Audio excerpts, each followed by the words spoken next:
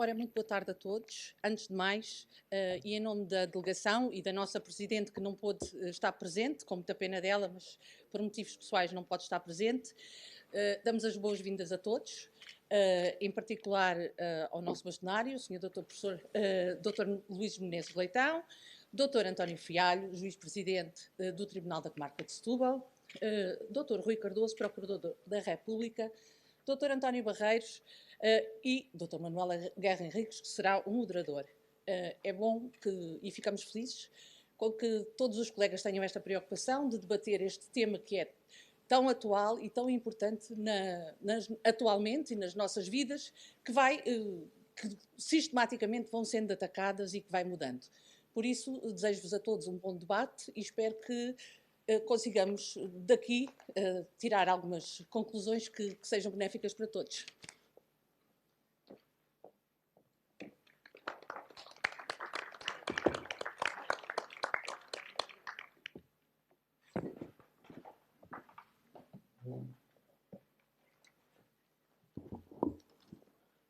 Boa tarde a todos.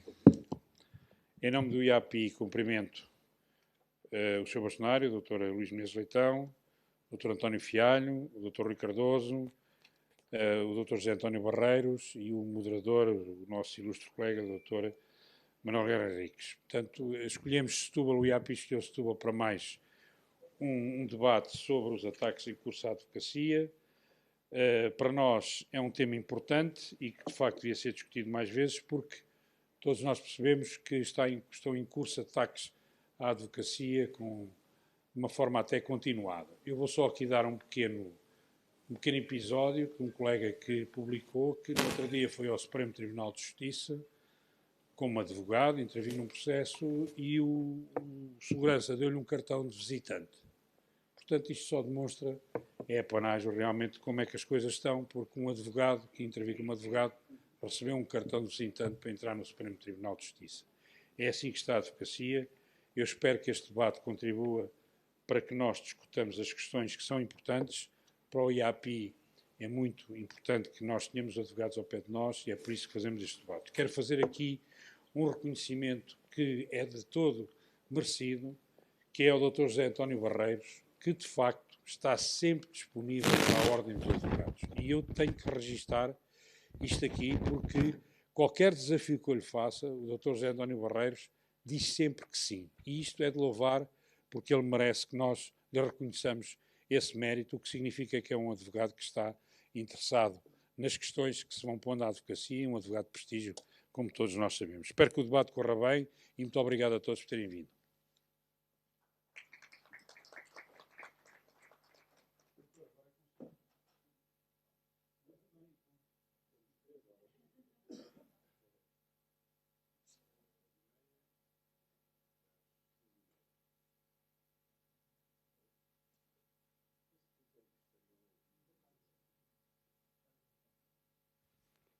Vamos tentar que não venha a resultar qualquer constrangimento para a organização do Fórum Charlot, porquanto o Departamento de Cultura da Câmara de Setúbal está a utilizar esta sala como disponibilização para o setor da população de Setúbal para diversas atividades culturais, maiormente cinema, de que tenho ouvido as melhores referências, e não está aqui a variação para lhe agradecer, mas fica a mensagem.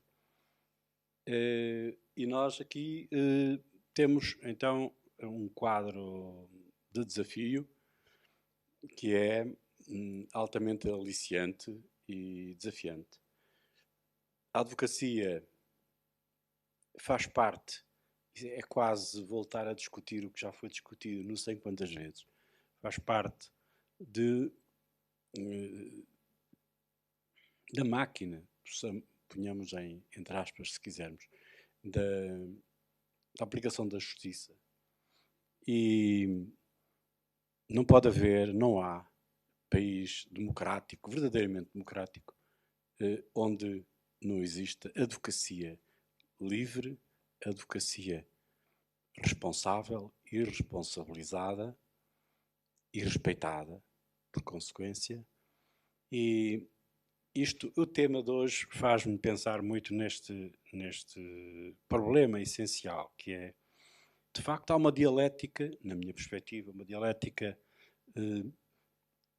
que passa ou perpassa todo o tecido da justiça, dos seus agentes, e que envolve, às vezes contraditoriamente, outras vezes do mesmo lado, a função do advogado. Mas sempre e inquestionavelmente, na minha perspectiva, o advogado há de ser independente, há de ser isento, responsável e saber de que lado está. Do lado da justiça, do lado do cidadão, do lado do cliente, respeitando os demais personagens da feitura e da aplicação da lei, da justiça em última instância. E por isso não podia ser mais feliz o quadro de nossos colegas de semicírculo, não é mesa redonda, semimesa, porquanto não posso deixar de frisar a disponibilidade do meritíssimo Dr. Juiz-Presidente da nossa comarca, como do seu Procurador, Dr. Rui Cardoso e Dr. Luís Menezes Leitão, nosso bastonário, e deixei para último, porque é uma palavra que eu tenho sempre muito afeto e muita dificuldade em pronunciar, desde os bancos da faculdade, que me lembro perfeitamente do professor José António Barreiros. E sempre me lembro do Dr. José António Barreiros, não só na faculdade, como na Ordem dos Advogados. Seja quem for o bastonário que estiver à frente da nossa Ordem, seja quem for o Conselho Geral ou o responsável por determinado tema departamental, o Dr. José António Barreiros, eu nunca soube de uma recusa, de um talvez, de um não tenho tempo, de um não quero. Não, o Dr. José António Barreiros é sempre a mesma pessoa fantástica, disponível sempre ao serviço do direito, ao serviço da cultura, digo bem, não só do direito estrito ao senso, mas também do direito que se faz pela escrita, pela literatura e pelo seu amor à ordem, que eu acho isto a principal nota que lhe quero permitir que destaque. A ordem, uma vez ou outra, já lhe reconheceu esse mérito, mas creio que ele vai para lá dos galhardetes materiais, simbólicos, e é uma honra termos um colega como o Dr. José António Barreiros. Agradecido ao bastonário, grato, Sr. Procurador, meritíssimo Juiz. Talvez pudéssemos, de momento, iniciar pelo Dr. José António Barreiros. Começamos, assim, com um desafio para uma equação sobre o que são, na modernidade da social e jurídica, o que é isto de ataques em curso à advocacia. Eu não acredito que isto exista. Qual é a réplica que daria a esta afirmação? Ora, bem, antes de mais, inevitavelmente, eu fico sempre embaraçado quando ouço falar da minha pessoa, em geral, e nestes termos particulares, enfim, em que pesa muito também a amizade. E eu só posso, de facto, comovidamente exprimir gratidão. Cumprimentar todos os membros da mesa, todos os assistentes, e talvez dizer duas coisas iniciais. Primeiro, eu penso que nós corremos o risco, quando as questões são discutidas no calor dos acontecimentos e com a retórica argumentativa no auge da sua intensidade, de nos perdermos numa lógica de retorção, por um lado, e por outro lado, de adjetivação. E perdemos os adjetivos. Se esta palavra ou aquela palavra tinha senso, se podia ter sido evitada, etc. E, no meio disto tudo, perdemos muitas vezes a substância, o subjacente às realidades. E já lá irei também. Por outro lado, também temos, muitas vezes, a tendência de somar aritmeticamente certo tipo de situações e concluir que há entre elas uma coerência, há entre elas uma organização de pensamento e unidade de ação, e portanto aqui surge a ideia de haver como que uma campanha dirigida aos advogados, quando muitas vezes estamos a falar de afirmações individuais, afirmações pontuais, que podem ser convergentes, naturalmente, mas não permitem a ilação exagerada no sentido de haver uma campanha. Por outro lado também, já agora fica-nos bem, uma vez que estamos aqui, digamos, com a participação de membros de outras das profissões jurídicas, nomeadamente o Justiça Juiz, o Procurador da República, de também fazermos um bocadinho de ato de contrição e perguntarmos, nós próprios advogados, se na nossa retórica, naquilo em que nos dirigimos, digamos, aos tribunais, naquilo que nos dirigimos, às vezes, uns aos outros, usamos sempre, digamos, a expressão mais contida, se não ultrapassamos a linha vermelha de alguma inconveniência, aí muitas vezes se não vamos para além até, digamos, dos limites do consentido. Portanto, eu acho que é uma primeira aproximação à questão, e já lá vou a ela. Fará sentido discutir, sim, em primeiro lugar, substantivos e não adjetivos. Deixarmos de lado essa questão. Em segundo lugar, verificar qual é a problemática que está aqui em causa. Bom, e a problemática que está aqui em causa já foi aflorada, digamos, por variedíssimas formas, tem a ver com um princípio de base que é o exercício pelo advogado dos meios necessários, que tem por necessários para a defesa dos interesses que lhe são confiados. E se faz parte da função de advogado esgotar todos os meios possíveis e que a lei permite, ou se deve, de algum modo, chegar a um ponto em que faça um exercício de contenção e de retração. Bom, um dos pontos que foi posto em agenda é a ideia de que existe excesso de recursos. Outro ponto foi que há recursos que visam apenas o entorpecimento dos processos e que têm natureza meramente dilatória. São dois polos que aqui estão. Por outro, já é uma questão mais genérica de que o faseamento processual, porventura, porque redundante, porque repetitivo, porque a permitir extensões, gera precisamente esse efeito. Bom, num outro vertente da questão, há quem também coloca o tema, dizer, bom, mas se vamos fazer a métrica, digamos, da duração, a métrica dos atos processuais que geram precisamente esse retardamento da decisão final, bom, então vamos começar pelo inquérito, onde os processos duram, de facto, anos, muitos anos mesmo. E, portanto, enfim, não vale a pena culpabilizar os advogados porque atuam no quadro daquilo que entendem adequado, sem fazer um balanço geral das causas dos atrasos. Bom, o que eu diria, portanto, nesta primeira ronda de intervenção, e sem querer naturalmente monopolizar, porque vamos ter tempo, com certeza, para outras aproximações, é o seguinte.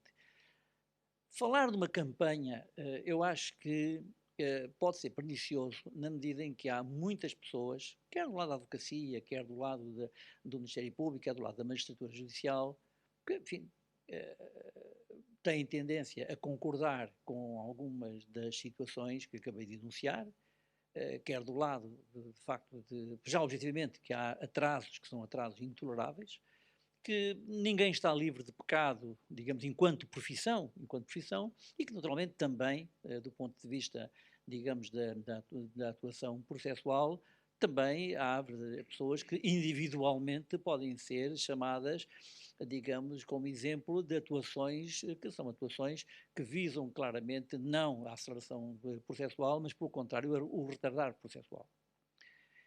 Isto é a primeira questão. E, portanto, dizer há uma campanha contra, parece que, no fundo, está aqui criado um caldo de cultura de uma organização orientada a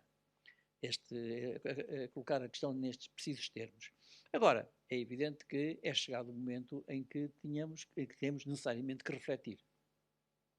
Eu, enfim, gostaria, mas eu vou terminar já, de dizer o seguinte: no processo penal, que é a área, enfim, que é a minha área de eleição, podia ser outra, como por exemplo o direito administrativo, então os atrasos são, absolutamente, diria mesmo, escandalosos, não é? Parece que é uma tradição que já vem, enfim, sempre o Tribunal Administrativo estar sistematicamente afundado, sistematicamente atrasado.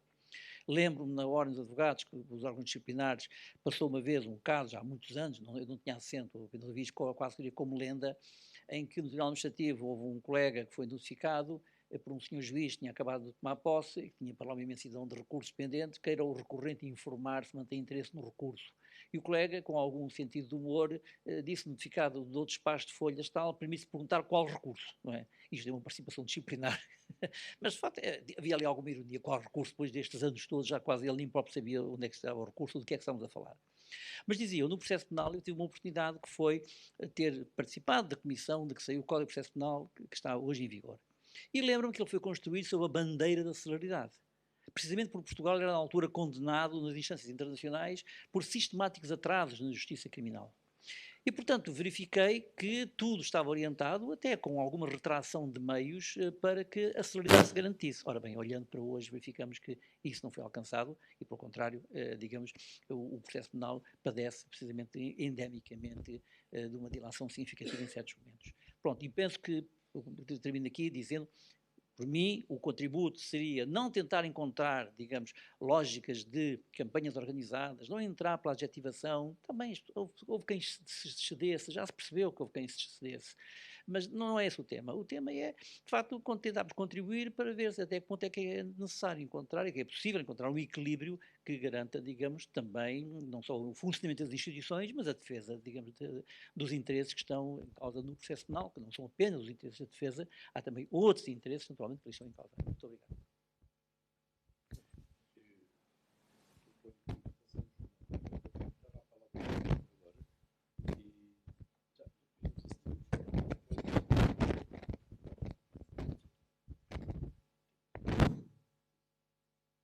Obrigado. Na mesa, na assistência, através da Justiça TV, é com grande prazer, aceitando o convite que foi endereçado pelo IAPI através do Dr. José António Barreiros e que com muito gosto aceitei e com muito gosto me traz novamente a Setúbal, que marca que foi minha durante um ano, há cerca de 10 anos exatamente, 2012, 2013. Eu e o Dr. José António Barreiros combinámos a nossa intervenção e não combinámos, mas poderíamos ter combinado, porque eu iria começar por aí e depois iria responder ao seu repto. E não me interessa muito falar sobre, de modo algum, sobre esta espuma verbal dos dias. Há algumas ironias nisso, e falarei já sobre isso. O título da conferência, naturalmente, que é provocativo, que me interpelou logo e tentei procurar saber quais seriam os motivos para o ataque. Alguns são públicos, outros não serão para mim conhecidos, uma vez que estou há mais de 6 anos apenas com funções docentes no SES, não tenho processos, não contacto diariamente com os processos, com os advogados, posso não saber o que se passa. Sei o que se passa e será ponto de polémica e de crítica da parte dos advogados e da sua ordem quanto ao processo legislativo em curso para a Lei das Associações Públicas Profissionais, e também é naturalmente um facto evidente que na causa deste título estarão as declarações preferidas pelo Sr. Diretor da Polícia Judiciária. E aí, creio que será inquestionável que houve excesso naquilo que foi dito, mas passado isso, e apesar de aí haver alguma ironia, porque ainda tenho alguma memória e fui tentar aprofundá-la, que o terrorismo judiciário, a expressão, começou em França, quando, e ainda hoje sucede, que confirmei que ainda hoje sucede, os advogados utilizavam, e continuam a utilizar, e até em obras escritas, em monografias, para acusar os tribunais, para acusar os magistrados de abuso. Depois também me recordei, puxei pela memória, e em 2009, era então secretário-geral do sindicato, que presidi mais tarde, e lembrava-me e confirmei, que essa mesma expressão foi utilizada pelo Sr. Bastonário de então, relativamente a quem? Ao Ministério Público e à Polícia Judiciária. Ou seja, o mundo tem a história tem destas ironias, numa situação ou noutra, que isso não nos impeça de procurar ver as verdadeiras causas dos problemas. E sabemos que aquilo que foi dito pelo Sr. Diretor da Polícia Judiciária respeita naturalmente ao processo penal, como falou o Dr. José António Barreiros. E é aí que todos temos o dever de, por um lado, diagnosticar corretamente e, por outro, sendo o diagnóstico, como eu penso que é inquestionável, de que há diferentes momentos com diferentes causas de morosidade, se devemos ou não todos, fazendo o tal exame de consciência que falava o Dr. José António Barreiros, ver o que é que nós podemos mudar. Podemos mudar individualmente e podemos mudar de forma mais estrutural, nomeadamente através das alterações legislativas, e creio que foi essa também a intenção do Sr. Diretor da Polícia Judiciária. E eu procurei fazê-lo, procurei identificar então, no processo penal, um conjunto de causas desse problema e quais as soluções. E devo dizer que são muito mais os problemas que eu identifiquei naquilo que respeita ao Ministério Público do que identifiquei noutros intervenientes, noutras fases do processo, nomeadamente quando já dirigida pelo juiz, seja na instrução, seja julgamento, seja também depois já na fase de recurso, onde creio que existem muitos problemas, aqueles problemas a que, creio também, o Diretor da Polícia Judiciária se queria referir. É isso que a todos nos interpela. Ninguém, creio, poderá dizer que a morosidade da justiça lhe interessa, como cidadão, como advogado, juiz ou procurador. Poderá certamente fazê-lo se for suspeito arguido pela prática de qualquer infração. Não sendo assim, não creio que ninguém o possa fazer. Não o podendo fazer é dever de todos, e creio que para isto este debate poderá ter alguma utilidade, identificar as causas, procurar soluções, mas sem limites. Ou seja, não apenas atirando pedras para o telhado dos outros, procurando ver tudo aquilo que está mal, tudo aquilo que está para além daquilo que a lei pretende ou permite e aquilo até em que a lei poderá ou deverá ser alterada. Mas com o curso do debate poderemos, então, se calhar, aprofundar mais estes diferentes pontos.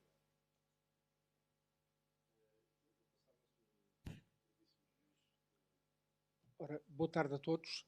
Quero também agradecer ao Dr. Luís Chumita Nunes por este convite para estar aqui. O convite me foi formulado pelo IAPI. Cumprimentar os colegas de mesa semi-redonda, como disse há pouco o Dr. Manuel Guerra Henriques. E, efetivamente, eu também não prometo-vos que não tinha combinado nada com o Dr. Rui Cardoso nem com o Dr. José António Barreiros, ainda por cima porque tenho uma vantagem que a área de penal não é a minha praia, portanto, não é, eu estou à vontade para falar sobre essa área, mas eu acompanho algumas coisas que foram ditas e tem piada porque ainda hoje de manhã falámos sobre isto, o peso das palavras, a carga que têm as palavras e a maneira como elas são utilizadas de alguma forma e nós às vezes também temos que fazer esse tal exercício de contrição quando fazemos alguma observação acerca de algo que não entendemos como correto ou algo semelhante. Eu sei que é um momento complicado este que atravessamos agora nesta situação, mas como juiz-presidente de uma comarca em que nós temos uma avaliação feita em relação aos resultados do trabalho dos outros, o juiz-presidente e o magistrado do Ministério Público, o coordenador neste momento, são as pessoas que têm uma vantagem de que têm que apresentar resultados, mas os resultados são aqueles que são feitos pelos outros. E a verdade seja dita é que nos últimos anos, e é uma evidência inquestionável, mercê de vários fatores, a especialização, uma adequação provavelmente a nível de quadros em algumas posições e tudo mais, o que nós temos notado é uma diminuição significativa do número de processos. Nós partimos em 2014 provavelmente para 1 milhão e tal de processos e agora andarão à volta dos 700 e tal mil processos. E quando se nota que efetivamente nós estamos a falar de processo e de causas de atrasos no processo, nós estaremos a falar provavelmente aí de um leque de 50 a 100 processos. E que são aqueles que efetivamente passam todos os dias na percepção pública que é dita em relação às questões da morosidade. A minha preocupação como juiz-presidente e dos outros membros do Conselho de Gestão que trabalham comigo, efetivamente tem sido procurar identificar as dificuldades a nível da duração do processo e do tempo de resolução, que eles próprios também se têm diminuído. Portanto, estão a ver que estamos a falar às vezes de realidades que são extra o que se passa aqui. Não quer dizer que pontualmente num outro processo que tenhamos aqui não se notam algumas situações de aumento do tempo de resolução ou daquilo que é a realidade, mas a verdade é que o que tem acontecido à grande maioria dos processos é justamente esta inversão em relação ao tempo de duração e em relação ao número dos processos pendentes. Não quer dizer que não haja problemas num ou outro setor e particularmente no processo penal, na família de menores, onde nós achamos todos que efetivamente o tempo é muito nas execuções. Pronto. Não sabemos ainda também que efeitos é que vamos ter deste fenómeno inflacionário que estamos a viver agora relativamente à carga processual que vai existir. Uma coisa eu posso-vos garantir, o nosso sistema judicial não está preparado para nada, para grandes aumentos da carga processual, se não houver medidas ajusantes que efetivamente resolvam ou atenuem os efeitos no aparelho judiciário. Portanto, estas são realidades que temos que estar preparados para viver. Mas há uma coisa que eu acompanho o Dr. José António Barreiros, que é naquela situação de que, quando se faz este tipo de discussão, o que é que normalmente se procura mexer? No sistema de garantias. E eu acho que isso é errado. O sistema de garantias que nós temos, por muitas críticas, muitos defeitos que possa ter, mas parece-me que, no essencial, é um sistema de garantias relativamente adequado, que procura responder, pode merecer algumas melhorias. Sei que provavelmente, não estou a dizer cometer nenhuma inconfidência, mas vamos ter provavelmente um processo de revisão constitucional em que a questão do recurso de amparo é capaz de vir a ser colocada. É bem provável que venha a ser colocada, portanto é mais uma garantia que vem surgir, que é uma questão que já é muito falada há muitos anos no nosso sistema constitucional, mas portanto isto acaba por ser um plus. O que nós temos depois de pensar é que, se introduzimos esse sistema de garantias, de que forma é que o sistema depois responde para que elas funcionem efetivamente como garantias, sem entorpecer o próprio sistema de justiça. Essa é que é realmente a preocupação de todos, e aqui acompanho o Dr. Rui Cardoso. Acho que qualquer juiz, qualquer procurador, qualquer advogado, qualquer solicitador, qualquer funcionário judicial terá interesse, do ponto de vista profissional, em que a justiça funcione bem. E essa é realmente a realidade. Em relação a algumas questões, ainda recentemente, há um dia ou dois, o Sr. Bastonário referiu que é uma questão que me preocupa particularmente, porque eu acho que ainda, do ponto de vista da mentalidade, não estamos preparados nem juízes, nem procuradores, nem advogados, que tem a ver com uma realidade que começa a surgir cada vez mais nos tribunais, que é a conciliação entre a família e o trabalho por parte dos juízes, dos procuradores e dos advogados. O Sr. Bastonário publicou um texto recentemente a propósito de uma questão ocorrida com uma senhora advogada num momento da licença parental, que eu acompanho integralmente. Acho que é realmente uma realidade que, ainda para mais que estamos aqui numa iniciativa organizada pelo IAPI, portanto faz provavelmente sentir mais nos advogados em prática individual, e também temos que procurar dar este tipo de respostas, não apenas aos advogados, mas também, isto acreditem que também se sente, nós somos também, em Casa de Ferreiros Pedro Paulo, também no que diz respeito aos procuradores e às juízas, aqui neste caso às procuradoras e às juízas, é um problema que também se faz sentir muito em termos de trabalho, embora tenhamos mecanismos de atenuação, porque no fim de contas há uma relação de emprego pública que tem um conjunto de direitos estabelecidos que, no caso dos advogados, não tem esse mecanismo de atenuação e às vezes não é tão bem observado ou não é tão bem compreendido. E esse também acaba por ser um ataque ao exercício da advocacia, através de uma questão que é essencial, que é a realidade que hoje em dia se nota também em relação à classe dos advogados, que é o aumento de mulheres no exercício dessa profissão, e também é uma realidade para que temos de estar preparados. E também queria, portanto, introduzir isto no debate. Muito obrigado. Sr. Bastonário, também pela sua intervenção inicial. Muito obrigado. Em primeiro lugar, queria agradecer ao IAPI, na pessoa do Dr. Rui Chumbita Nunes, a organização desta conferência. Eu devo dizer que, da minha parte, eu também não tive qualquer intervenção neste âmbito, não me competiu a escolha do título e, portanto, é totalmente da responsabilidade do IAPI. Tenho muito gosto em estar aqui, de facto, e devo dizer que partilho, efetivamente, de que existe neste momento uma situação de ataques graves à advocacia. Eu devo dizer, enfim, não vou usar um discurso panglossiano, que tenho visto que às vezes é colocado, tentando minimizar as questões. Não é essa a minha prática e devo dizer que nós estamos a atravessar um período bastante complexo. Começando desde logo pela questão da revisão constitucional. Parece que não sei se estará em causa a consagração do recurso de amparo, acho que está mais em causa a supressão de direitos, liberdades e garantias, porque, como sabem, nós tivemos 23 decisões do Tribunal Constitucional a declarar inconstitucionais todas as medidas que foram adotadas pelo Governo durante a pandemia, coisa que a Ordem dos Advogados sempre disse. E agora parece que vai surgir, até com o apoio do Sr. Presidente da República, uma revisão constitucional para dizer que tornar constitucional tudo o que se passou. Bom, isso só me fez lembrar a história do Ministro Santos Costa, que costumava dizer, quando diziam que ele violava a lei, ele dizia que a lei estava na ponta da sua caneta. E, de facto, estamos um pouco a entrar nesta deriva, o que me parece muito preocupante. E também me parece preocupante, de facto, o que está a passar relativamente à advocacia, quer com a lei das ordens profissionais, que deve-se dizer que surgiu, efetivamente, devido às intervenções de várias ordens, da ordem dos médicos, da ordem dos advogados, em várias questões. Nós lembramos das palavras que o Sr. Primeiro-Ministro disse, e depois de vários tipos de situações que ocorreram, ainda agora acabou aqui de ser referida, uma situação que eu acho absolutamente escandalosa, porque, efetivamente, as advogadas têm direitos que estão consagrados na lei, que é o Decreto-Lei 131/2009, que diz que mesmo nos processos urgentes deve ser adiado o julgamento de 15 dias se ocorrer no primeiro mês após o parto. Nós tivemos um caso em que uma colega lhe disse que não podia ser adiado quando o julgamento devia ocorrer 9 dias após o parto. E, naturalmente, ela queixou-se à Ordem, a Ordem apresentou queixa ao Conselho Supremo de Magistratura e o Conselho Supremo de Magistratura deu a resposta extraordinária que o direito à maternidade tem que ser comprimido a bem da celeridade da justiça. Bom, eu gostaria de saber se algum Conselho Supremo de Magistratura mandava uma senhora juíza a fazer um julgamento 9 dias após o parto. Portanto, isto demonstra bem uma forma como está a ser encarada a advocacia, coisa que muito me preocupa neste quadro, nesta situação. Temos a lei das ordens, mas como começaram por falar das declarações do Sr. Diretor da Polícia Judiciária, eu vou começar por aí, portanto vou, nesta primeira intervenção, apenas falar desse tipo de questões, porque muitas coisas teríamos para falar, mas acho que essas questões são extremamente preocupantes.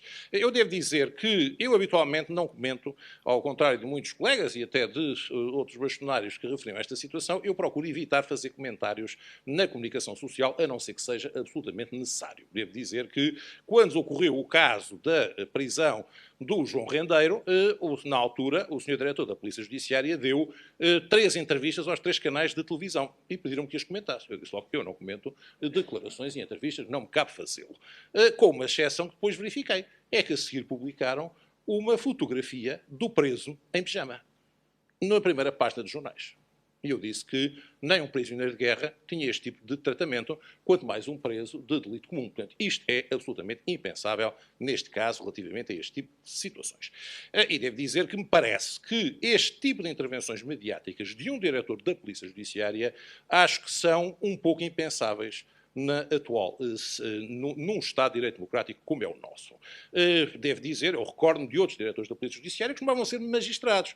Recordo-me do Dr. Santos Cabral, do Dr. Alípio Ribeiro, e nunca os vi tomar atitudes deste género quanto a este tipo de intervenção. E principalmente depois com a justificação, mas quero ser um agitador de águas. Eu acho que não é função de um diretor da Polícia Judiciária ser agitador de águas. Deve, pelo contrário, respeitar o Estado de Direito no âmbito deste tipo de intervenções. As declarações do Sr. Diretor da Polícia Judiciária são gravíssimas. Eu devo dizer, contudo, que eu não acreditei quando telefonaram sobre elas, tanto assim que até era suposto estar presente na Ordem dos Advogados a assistir ao sorteio das letras das nossas listas e fiquei a ouvir as declarações, pelo que me disseram, queriam um comentário imediato meu. E, de facto, o que vi deixou-me absolutamente surpreso. Porque o Sr. Diretor da Polícia Judiciária aparece a dizer, e isto é colocado, e se formos ver com atenção, o que ele diz é que os advogados praticam terrorismo autêntico quando exercem nos cursos. Depois faz uma pausa e diz judiciário. Portanto, de facto, a expressão que ele começa por usar é terrorismo autêntico e depois diz, sim, judiciário. E, colocando este tipo de questão, e que foi dado logo o destaque quanto a este tipo de situações, eu perguntei logo, mas isto parece uma declaração de um diretor de uma polícia, sei lá, do Irão, da Coreia do Norte, não propriamente de um Estado de Direito Democrático, porque nunca um diretor de uma polícia vem dizer que os advogados estão a praticar terrorismo quando estão a exercer direitos processuais. Pode dizer, talvez exagerem nos direitos processuais, talvez não estejam a atuar corretamente. A verdade seja dita, grande parte dos recursos têm sido julgados procedentes. Isso deve dizer, e grande parte dos falhantes de investigação criminal, temos visto que há casos em que pessoas são absolvidas ao fim de 10 anos depois de terem andado toda a vida com isto. Este tipo de situação parece-me preocupante. Mas não foi só isso que o Sr. Diretor da Polícia Judiciária disse. O Sr. Diretor da Polícia Judiciária, mais adiante, fala sobre a decisão do Tribunal de Justiça da União Europeia sobre os metadados e faz o seguinte comentário, que o Tribunal de Justiça da União Europeia não percebe rigorosamente nada de investigação criminal.